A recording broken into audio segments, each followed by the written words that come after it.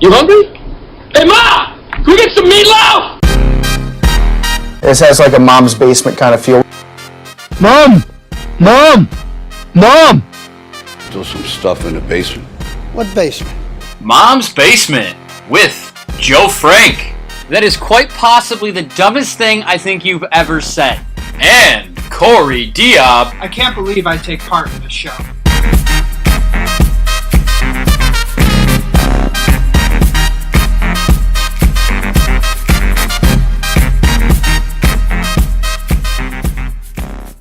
Another week, another episode of Mom's Basement here on YouTube and iTunes. Appreciate you guys coming along on this journey with us. We got a lot to get into today. Before we do, make sure you guys check out Crossover Report at crossoverreport.com and at Crossover Report on all social medias. They troll you. They make you feel loved. They freak the fuck out when they see LeBron to the Warriors. We're going to get into that. But yeah, good guys over there at Crossover Report. Check out the work that they are doing. You will enjoy it. Also, I don't know if they ever answered us about 3 guys, 1 mic. We want to see a 3 guys, 1 mic. ASAP. Step up your game. I almost forgot. I almost said something I shouldn't have said. Step up your game, Crossover Report, all right? 3 guys, 1 mic this week. Get it done. This is news to me, and I also haven't been introduced yet. Well, we're getting there, Corey. Settle the fuck down, all right? All right. All right. As always, I'm your host, Joe. With me is Corey. Hi, guys. Very much with his attitude early on in Mom's Basement. Early on, it's midnight. It's midnight. It technically is midnight. Wow. Breaking the fourth wall. Yeah, we always break the fourth wall. The fourth wall might as well not even be set up because it's going to come down 2 minutes in. Anyways, we're going to cover the Super Bowl. Yes, the Super Bowl is this Sunday. It's a yawn game. Not really a lot to get into. Before we even jump forward into that, do you do any prop betting? No, actually, Duchesne DM'd me on Twitter. Oh, did And he wanted me to do the prop bets. I told him I don't do that, but to message Vinny because Vinny's a gambling addict these days. Yeah, prop bets are cool. I'm not going to do any. I just think they're funny to look at. We can talk about that in a little bit. Bowl. Oh, Matt's in the studio also. Matt talking about Vinny betting on the Pro Bowl as he sits there in his Logic hoodie. Very well fitting on you, by the way. I like the way that fits you. Thank you. He's also wearing acid wash jeans like we're. I don't know what acid wash jeans 1993. are. Hold on. We weren't even born in 1993. All right. We got the Super Bowl to get into. Like I said, Alex Smith trade. We're going to discuss that and why it's just a really stupid move for both teams. We got the NBA. Listen, I'm going to tell you right now before you even jump into it, LeBron not going to the Warriors. Stop running with this storyline. It's the dumbest thing I've seen all NBA season. He is not going to be a Golden State Warrior. I don't know. LeBron has a history of being a pussy and going with 2 other superstars. Of course, we're going to talk a little bit of Bulls. They made a trade this week, and then all of a sudden, out of Major League Baseball, players frustrated with the lack of movement in free agency. What's going to happen there? Yeah, nothing's going to come of this, but we'll get into that later on. First, we got to jump into the Super Bowl. Corey, we thought the Eagles were going to get blown out by the Vikings. Whoops. That didn't happen. The Eagles blew out the Vikings, and now they meet their match in Minneapolis this Sunday. The Patriots, the Dynasty, Belichick, Brady. This is where the Eagles come to die. So, have you learned from last year to never bet against Tom Brady and Bill Belichick? Listen, it was a good bet. I stand by it. The Falcons were up 28-3. Wait. Did you win? No. So was it a good bet? No. I think it was worth it. No, it wasn't. I think it was worth the risk. Yeah, it was great seeing you in a Paul Konerko jersey. Now, I wish we could do something again this year, but there's no one's shot. picking the Eagles. No shot. Absolutely I'm not picking the Eagles. Fuck that. And now the line today, I'm still in that pool that we've talked about before. Now, I started with the Bills, you remember? Yeah. I took the Jaguars. You got the Jaguars. They beat Pittsburgh outright, covered against New England. So now I take New England into the Super Bowl. Well, you're going to win. The line is at 4.5, so they have to cover 4.5 for me to win $200. I put in $10 for this. So to win $200, pretty solid. This just isn't going to be a close game for me. I think New England's going to dominate this game. Personally, not interested in any game that one of the quarterbacks' names is Nick Foles. Just not interested. The guy's a bum. There's a reason he's been a backup his whole career. He had 1 good season in Philly. Left, had no success, has now come back. He's been playing pretty well, but I think Nick Foles is going to look like me playing quarterback this week against New England. I think there's no shot. The Eagles have absolutely no shot to win the game. Yeah, I tend to agree. I mean, if Carson Wentz was playing, there's a chance. If Carson Wentz is playing, this is a great game. Yeah, 100%. I think so too. But you could even make an argument with Carson Wentz, given how good the Eagles' defense is. Maybe they'd be favored in the game, but I'm not even excited for the game just because I know New England is going to win this game by at least 2 touchdowns. I think. I get that people when you don't have a team in the game, right? Like Bears fans, you don't have a horse in the race per se. So they're obviously going to lean towards like an underdog, like especially with the Patriots in play because we've seen the Patriots win over and over again. Mm-hmm. People get sick of it, but it is what it is. I mean, if you build a dynasty like this, you're expecting to win a lot, and they have. But they kind of go towards the dog, and now they're looking to tear the Patriots down. The Eagles, everyone's going to remember what they saw last, and that is the Eagles putting an absolute beating on the Vikings. And now they get to come to Minnesota, where all those fans are still salty. They're still really butthurt. That's funny as fuck. It's pretty hilarious they get to come here. But now I think Vikings fans are going to really enjoy watching the Eagles get stomped. I mean, the Eagles' defense is overrated to me. It really is. Yeah, it's still like a solid defense, but it's I will say that I think it is a little overloved, but because their defensive backfield's not good. It's terrible. Their secondary is bad. But we talked about this pre-show that every Super Bowl New England's been in, they've won by no more than 6 points. I think that trend changes this time. Yeah, and they don't score points in the first quarter. I think that's going to end right here, too. I think they're going to dominate this game from start to finish. I cannot think of a way that Philly's offense is going to put up more than 24 points.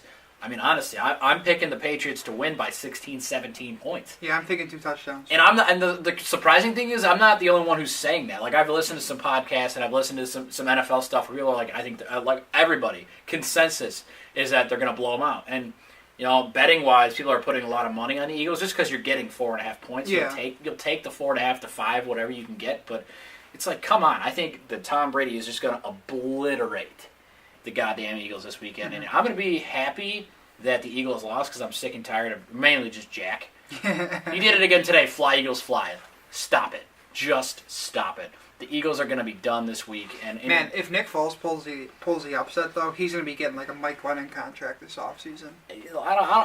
I wouldn't even sign him to be a starter. Like, if he wins the Super Bowl, throws 4 touchdowns this weekend, I'm still not touching him for more than backup money. Like, honestly, if I'm a GM. Nah, he's going to get the Glennon deal, and I don't know what team's going to give it to him, a team that drafts a rookie quarterback. The Jets. The Jets will be that team. That would be the Jets. Sucks for you. The laughing stock of the NFL, yeah, that'd be the Jets. All right, yeah, don't think it's going to be close. I don't know how much of the game I'll even watch, to be honest. I mean, I'm going to be at work, so I won't be watching. Saving lives. What a good Samaritan. Thanks, I appreciate it. Always. Give your thanks to Kirk. I actually became a nurse just so I can get compliments from you. It makes sense, really. I mean, no. I'm just dishing them out to you weekly, so. I appreciate it. Maybe one day I need you to save my life. You never know, Okay. You just never know. All right, this week, big trade went down in the NFL. Obviously, quarterback, the most important position possibly in sports, and a guy who just threw for 4,000 yards and went to the playoffs this season.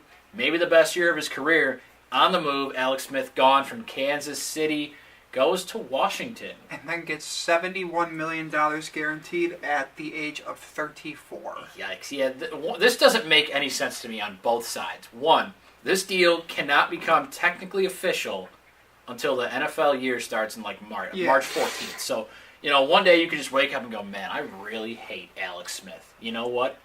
I don't want him anymore. We're going to vacate this trade. And then to sign him to an extension. It doesn't make any sense to me, especially from Washington's standpoint. Why are you not paying Kirk Cousins this money? Well, first of all, I want to point out, remember when people were ripping the Jay Cutler contract when he got $54 million guaranteed over 3 years and people were freaking the fuck out? Sure, yeah. Yeah, that's chump change now, but regardless, yeah, I don't understand why they're not paying Kirk Cousins. I mean, I never thought just from a pure quarterback skill perspective that Kirk Cousins is as good as his numbers say. I still think he's a better quarterback than Alex Smith. I don't know why you don't. If you identify a franchise quarterback, I don't understand why you don't lock the guy up. Yeah. Especially because Kirk Cousins is, 30? He's better than Alex Smith. Yeah, he's better than Alex Smith. And quarterbacks are really hard to come by. I mean, I get that. I mean, I don't know what makes you look at Alex Smith and be like, yeah, this is my guy over Kirk Cousins, unless they thought Kirk Cousins was going to be expensive to the point where they couldn't afford him. You could still tag him. I mean, yeah. The tag's expensive, but I mean, you've done it the last 2 years, so why not do it again? Well, you could keep him. What's the tag value? Is it around It's going up. It would have been 20, around 30. No, I was going to say 25, but It was like 26 this year, 27, so it's going some up. of that's just them being cheap. Yeah, it's what it really comes down to. And Well, not just that too, but I mean part of the trade too, and I'm sure you were going to bring it up anyway. But they gave up Kendall Fuller, yeah, and Kendall Fuller is obviously the brother of Chicago Bears cornerback Kyle Fuller, but he's one of the best slot corners in the league. sure. He's one of the maybe 3 best slot corners in the league, and you know people see the title slot corner and they're like, well, you know, he's just like a backup corner, but slot corner is essentially a starter because most teams run 3 wide receivers out there anyway. So if you can acquire, you know, you have Patrick Mahomes as your quarterback, you're set. You can acquire Kendall Fuller, and they've got what, a 3rd round draft. Third round pick. That's the part that doesn't make a lot of sense for me. Is it's only a 3rd round pick. You had a lot of teams interested in Alex Smith. Up to 6 teams have been reported to be interested in him, and you couldn't at least get a 2nd, maybe a 1st round pick. Fuller's a damn good player, but as far as draft pick goes, draft picks have huge value. So do quarterbacks. So I don't understand why, if you're Kansas City, you couldn't pull out a 2nd round pick at least. That's why I was confused when you started the show, because you don't like this deal for either team. I don't. I like it more for Kansas City than I do for Washington. I like it more for Kansas City, but I think you needed to get more on the pick side of this than you did, player-wise. I mean, Fuller with Peters there are going to be a couple good corners, but I feel like quarterback is so valuable. You have to go out and get a 1st or 2nd round pick. Well, they still have. Well, I mean, I guess I could see it. I don't think Alex Smith is of that ilk where he's valued at a 1st round pick. But he's off his best season. He just went to the playoffs. He's also 34 again. years old. I get that, but you remember what I just said. They remember what they last saw, and they last saw this year Alex Smith tear up a lot of teams. Yeah, but I wouldn't. I personally wouldn't give. Would you give up a 1st round pick for Not Alex me, Smith? I would. Chance. But hopefully, I'm running a team that has a quarterback. Well, yeah. Well, teams that don't have quarterbacks tend to be desperate. The Redskins did have a quarterback. Yeah, and that's the part and now he's going to hit free agency and he's going to get a shitload of money. Kirk Cousins' agent's just going like this. Kirk Cousins is going to get an ass load of money. I don't know who's going to pay him. Maybe the Jets. But we're going to look into this right now. I got a list of teams right here. Number 1 on this list, Arizona Cardinals. I mean, at what point do we consider the Arizona Cardinals having a window that's closing? Right, but Kirk Cousins is going to have his pick. These are more teams that would be interested in Kirk Cousins. Yeah, I mean, it's honestly all these are going to be ideal fits, but I'm just trying to see which one is going to be the best fit. Sure, and it's not Arizona. I don't think so. Cleveland Browns. Yeah, no, Cleveland needs a lot of help, and Kirk Cousins would be an interesting start. But why would Kirk Cousins ever want to go to Cleveland? As Joakim Noah said, nobody ever takes a vacation to Cleveland. Money. Yeah. They probably have the most money in the NFL to offer to them. Yeah. It'd be something Cleveland would do. This is one of the best fits, in my opinion, right here. Denver Broncos. Yeah, Denver needs a definite upgrade at the quarterback position. The defense is Super Bowl caliber. Absolutely. So if you've got somebody other than Paxton Lynch, other than goddamn Brock Osweiler playing quarterback, you're going to win the AFC West, and you're going to go deep in the playoffs. You just need somebody who's adequate at quarterback, and Kirk Cousins is more than adequate. He's more than adequate at the position. So Denver would be a solid fit. Money-wise, though, it might not make a whole lot of sense. Buffalo Bills. I don't know why Buffalo wants to get rid of Tyrod Taylor. They do. That's a fact. That's another story for another day, because I fucking love Tyrod Taylor. But sure, if you want to get rid of Tyrod Taylor and bring in Kirk Cousins, that's a pretty lateral move to me. It's not much of an improvement, because I think really highly of Tyrod Taylor. But sure, why the hell not? Bring him in. Waste your money. There they are, the New York Jets. Basically, the entire AFC East, other than New England, is probably going to be on my list here. Yeah, so, I mean, he's not going to the Jets. Did you see Le'Veon Bell tweet about the Jets? No, I didn't. A fan tweeted at Le'Veon Bell, was like, I got $60 million for you to come to the Jets. He said, that's not enough money to run with the Jets. That is what Le'Veon Bell said about the New York Jets. So it's pretty clear how players are viewing. And it's sad because this is a New York team, huge market. And they're like, nah, not even going to touch it for $60 million. I got one team in mind as my best fit, and I think I saw him towards the end of the list. So the Miami Dolphins. Miami Dolphins are next. Tannehill's been inconsistent. So you're telling me they don't want to give Jay Cutler a 7-year contract? I wish Jay Cutler could still play quarterback in this league. But it's probably going to be it for Jay. I don't see him going anywhere else. I think that's it for Jay. But Miami could be a fit for Cousins. Adam Gase, But if they lose Jarvis Landry, which again, Benjamin Albright, who's a great follow on Twitter, said that he puts the prediction of Jarvis Landry to the Bears. That's where he's saying Landry. I want Jarvis Landry for the Bears. I'm mixed on it, but if you put Jarvis Landry on the Bears, who's Kirk Cousins going to throw to? Sure.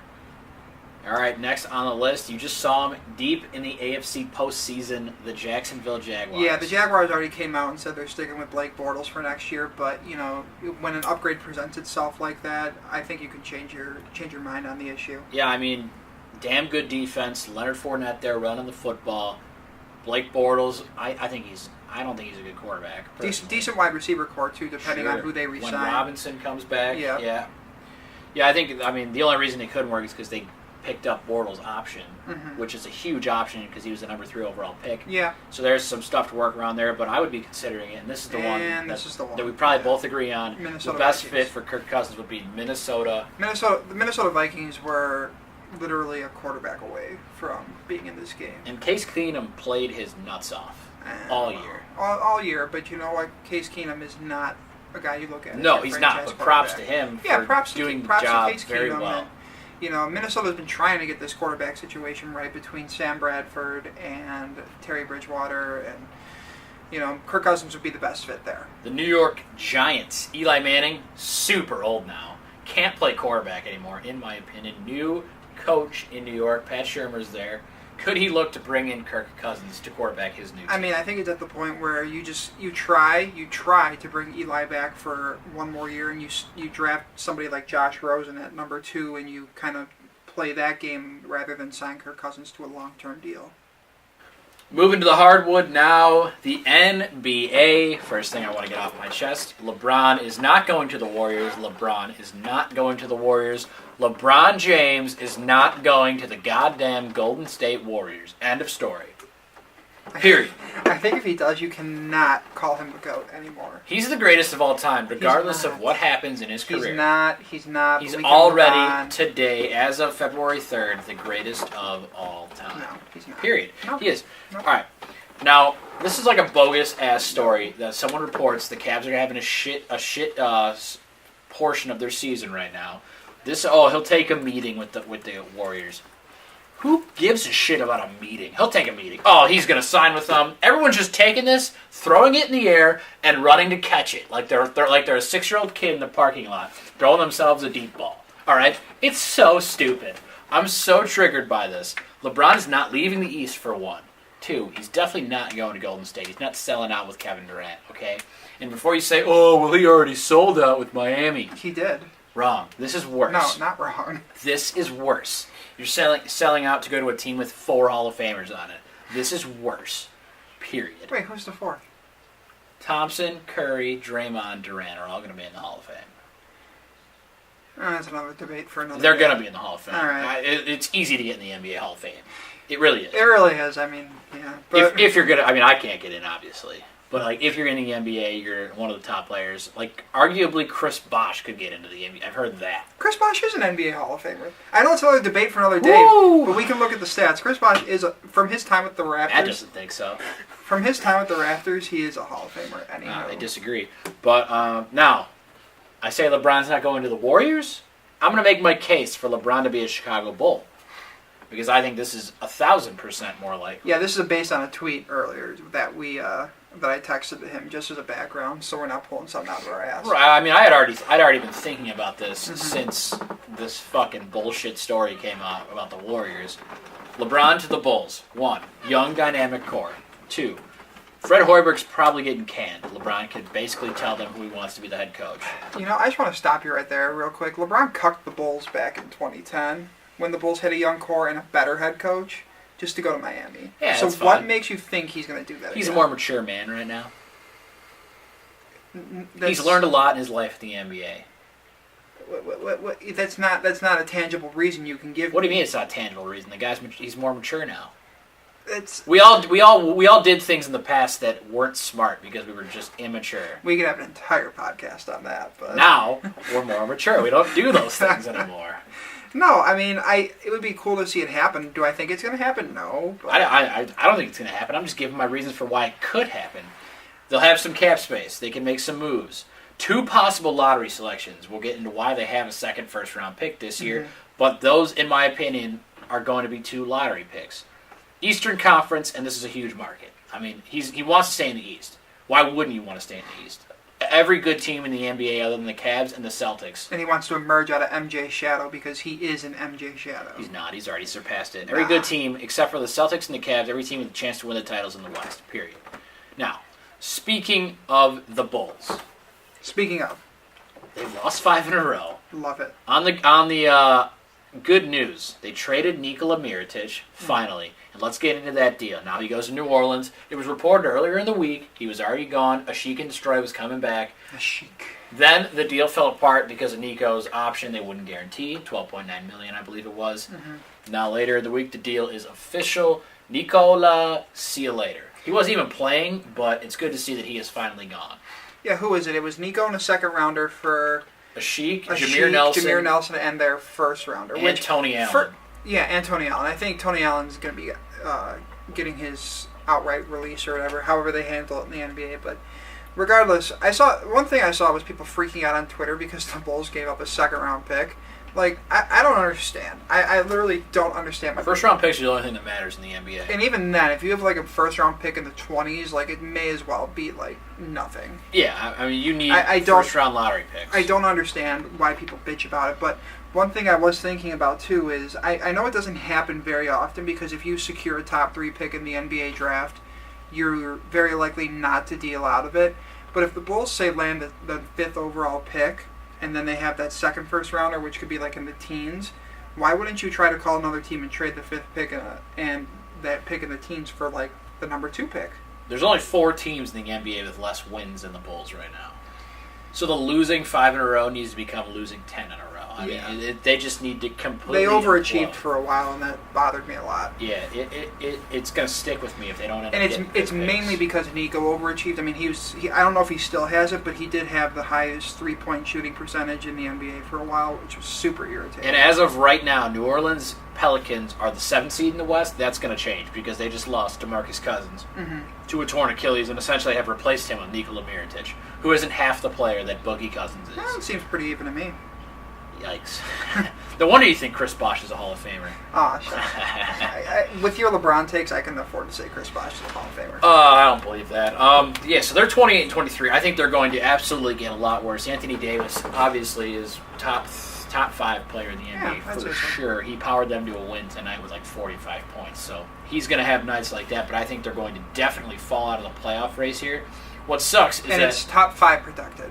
Yes, top 5 protected is the first round pick. But I don't think they're going to get in the top 5. No. All you need is a chance, though. Like, chance in the lottery. A best case, obviously, is the New Orleans pick becoming the 6th pick. Yeah, so you can get 2 top 6 picks. Correct. And then the Bulls would have a top 3 pick, hopefully. That'd be the best case scenario. This is a damn good trade for the Bulls.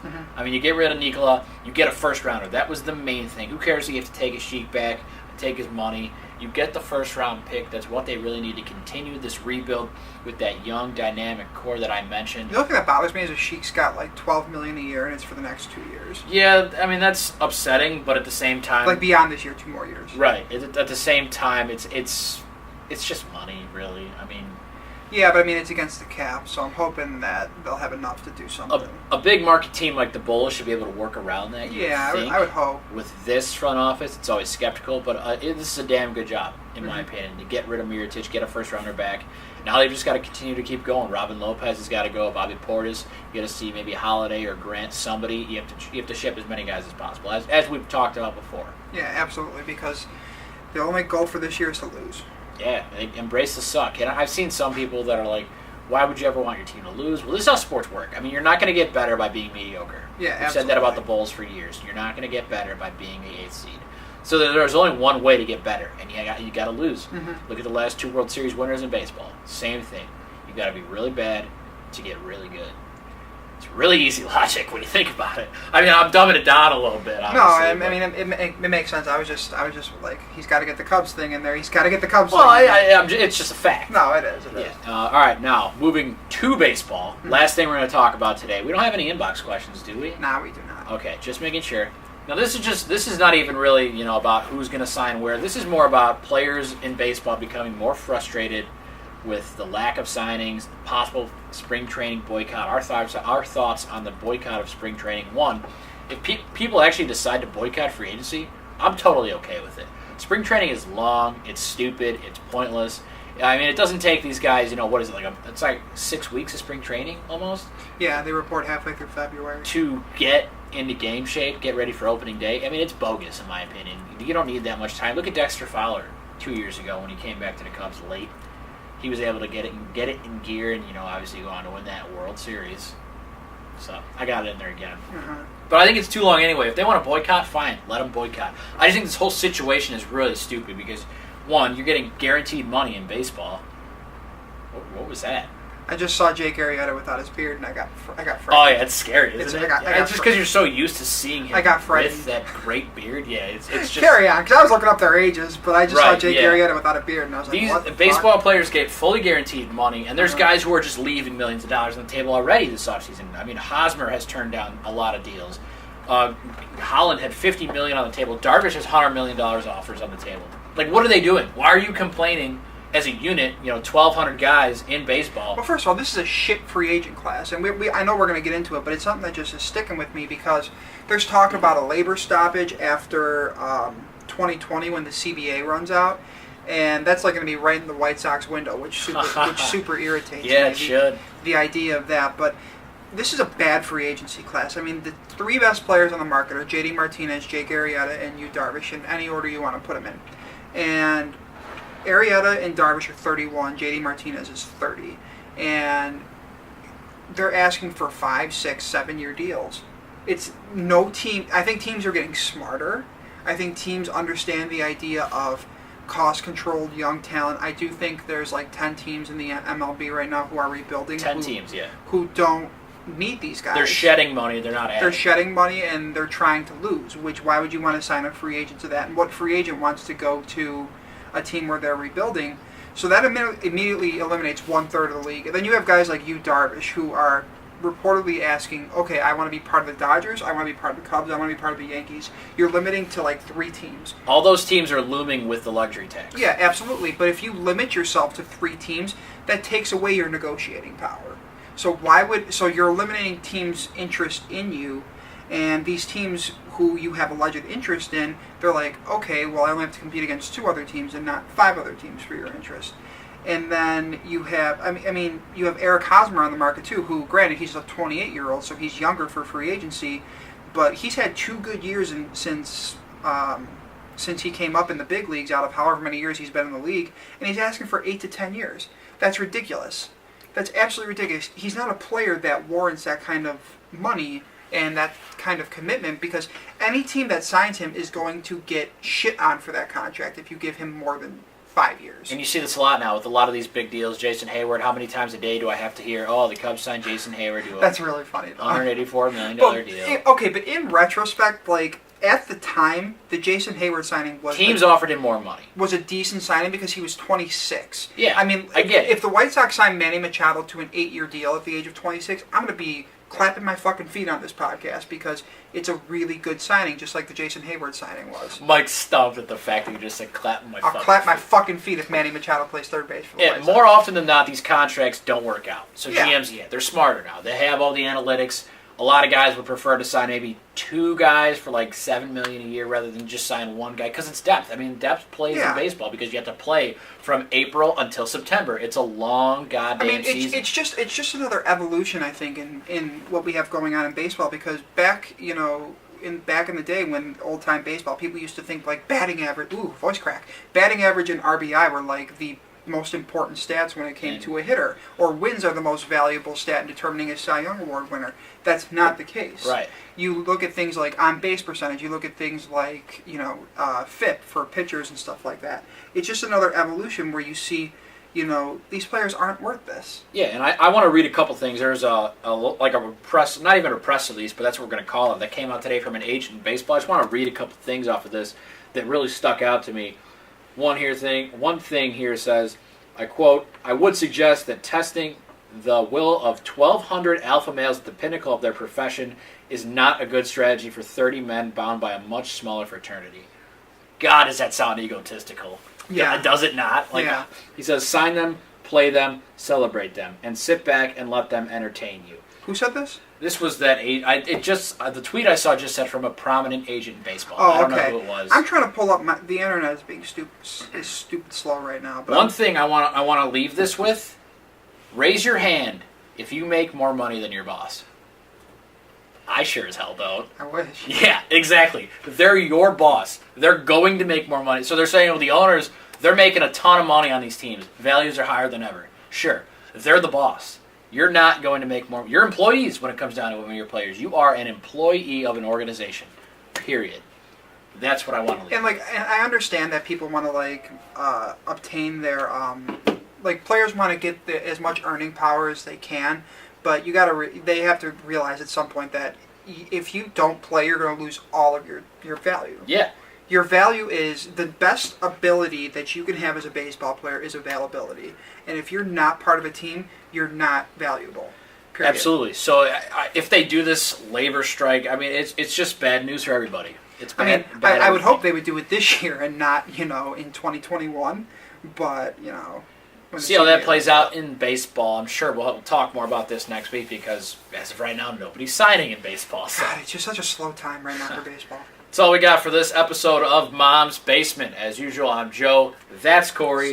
Make sure you guys hit that subscribe button before you leave the channel. Leave a like on the video. Leave that 5-star review on iTunes. We would greatly appreciate that. And as always, we'll see you guys next week.